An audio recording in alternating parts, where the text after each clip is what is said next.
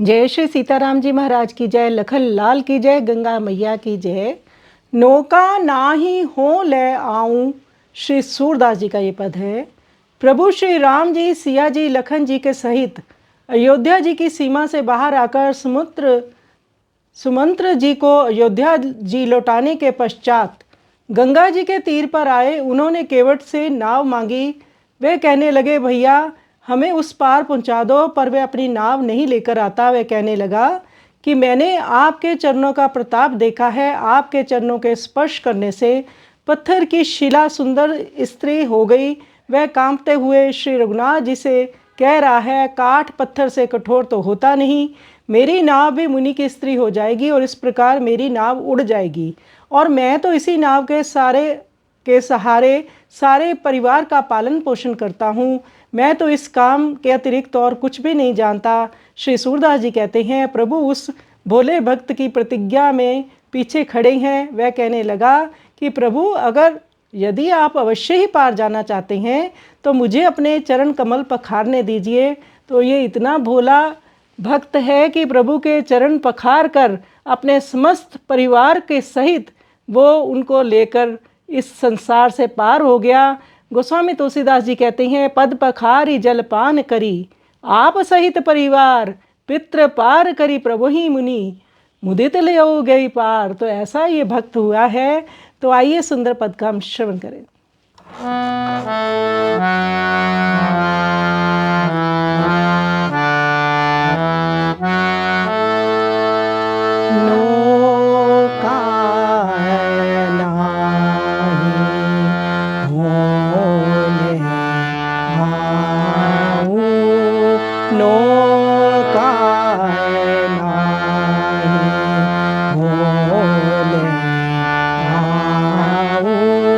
प्रगट प्रताप चरण को देखो, ताहि कहालो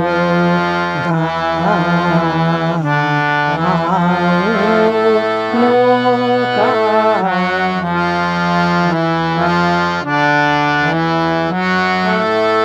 कृपा सिंधु पे केवट आयो, कापत करते जो बात, चरण परसी पाषाण उड़त है, मति मेरी उड़ जात नौका।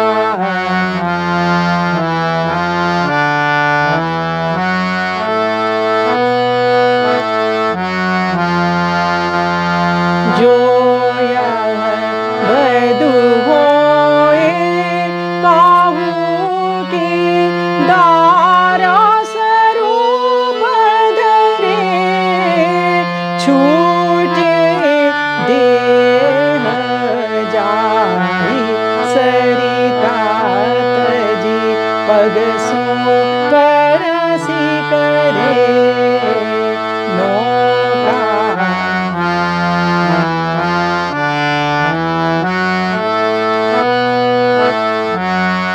मेरी सकल जीविका या में रघुपति मुक्ति न कीजे, सूरदास ठाड़ो प्रभु पाछे, चरण रेणु पखारन दीजे नौका।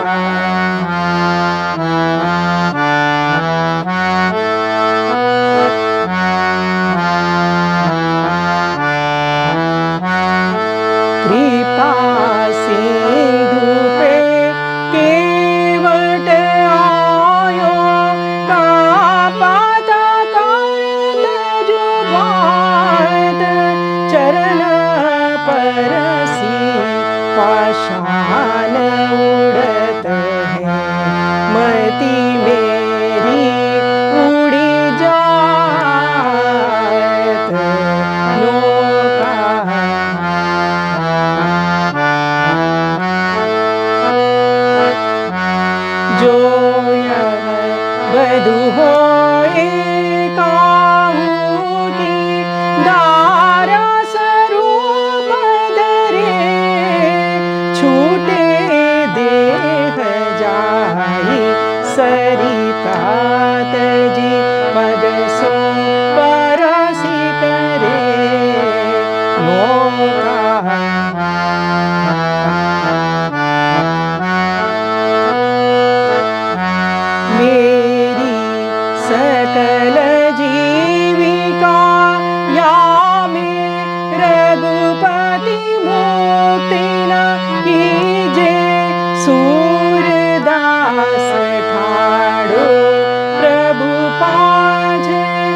नारा